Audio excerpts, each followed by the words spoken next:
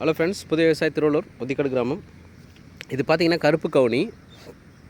நம்ம பாரம்பரிய முறையில் பயிர் செஞ்சு வரோம்.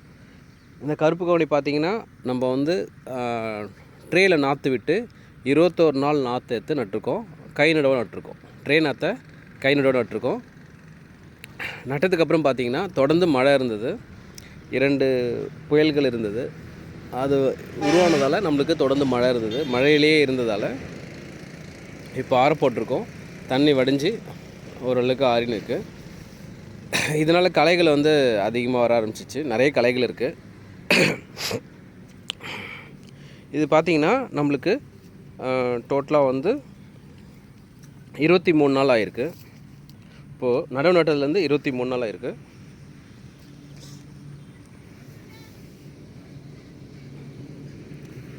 ஓரளவுக்கு வந்து ஒரு நாற்று நட்டாங்க, அது காஞ்சி திருப்பியும் வந்து வேர் பிடிச்சி தூர் பிடிச்சி வந்திருக்கு.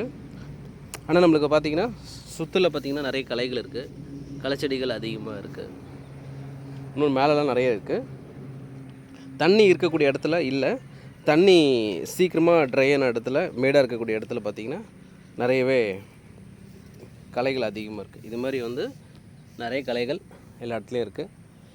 நம்ம வந்து களை எடுக்கணும். ஆக்சுவலாக இப்போ தண்ணி விட்டதுக்கப்புறம் தண்ணி பாசி கட்டிட்டு களை எடுத்தோம் அப்படின்னா பயிரோட வளர்ச்சிக்கு நல்லா அருமையாக இருக்கும். இப்போ நடுவு நட்டதுன்னு பார்த்திங்கன்னா எந்த ஒரு இடுபொருளும் நம்ம கொடுக்காம தான் இது வரைக்கும் வளர்ந்துனுக்கு. இப்போது 23 நாள் ஆகுது. டோட்டலாக வந்து நாற்று விட்டதுலேருந்து கணக்கு பண்ணிங்க அப்படின்னா 44 நாள் ஆகுது. 44 நாளில் சூறு 1.5 அடிக்கு வளர்ந்துருக்கு.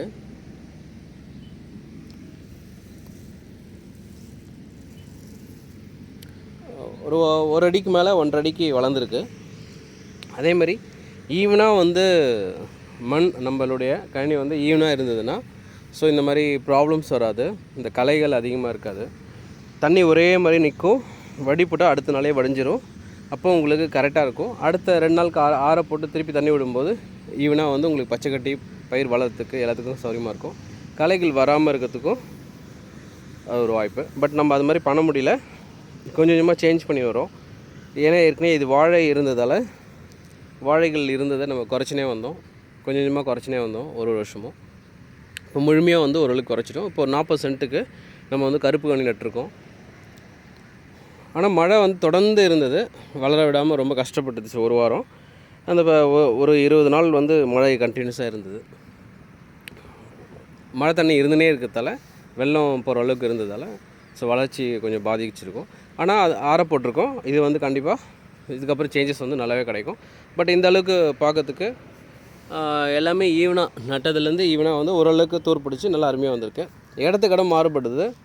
மண்ணுடைய தன்மைக்கு ஏற்ற மாதிரி கொஞ்சம் சேஞ்சஸ் இருக்குது. தண்ணி ஈவனாக கட்டி நம்ம வடி போட்டோம் அப்படின்னா ஸோ இந்த ப்ராப்ளமும் நெக்ஸ்ட் டைம் சால்வ் ஆகிடும். நம்ம அதை கரெக்டாக லேண்டை பொறுத்த வரைக்கும் ஈவனாக இருக்கணும். நம்ம அதுக்கு தான் 2 வரப்பு போட்டு வச்சுருக்கோம். நடு வரப்பு கூட போட்டு வச்சுருக்கோம். லேண்டில் கொஞ்சம் மேடாக இருந்ததால் போன டைம் வந்து வளராமல் இருந்தது. களைகள் அதிகமாக இருக்கிறதால அந்த இடத்துல பயிர் வளராமல் இருக்கும். ஸோ அது வந்து நம்ம லாஸ்ட் டைம் பார்த்தோம். அதுக்காகவே கொஞ்சம் குறைச்சோம்.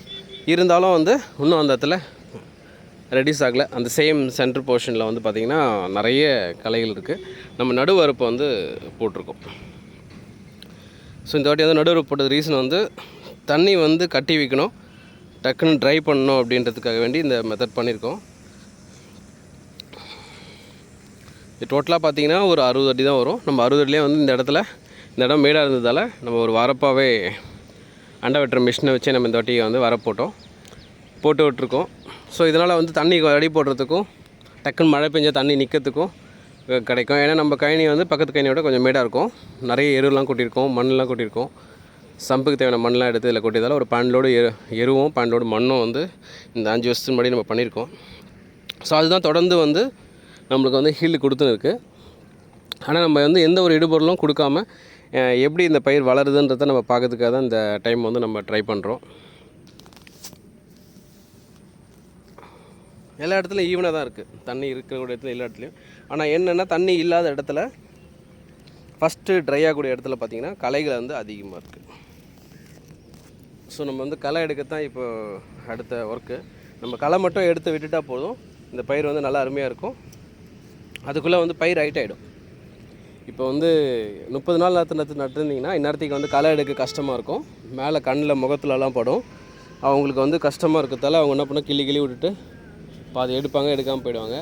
ஸோ இந்த மாதிரி ட்ராபேக் வரும். ஸோ ஆனால் இந்த டைம் வந்து 21 நாள் நாற்று நட்டதால் நம்மளுக்கு வந்து இந்த 20 நாள் ஆயிருக்கு. இந்த 20 நாளில் பயிர் பச்சை கட்டி வளர ஆரம்பிச்சிச்சு.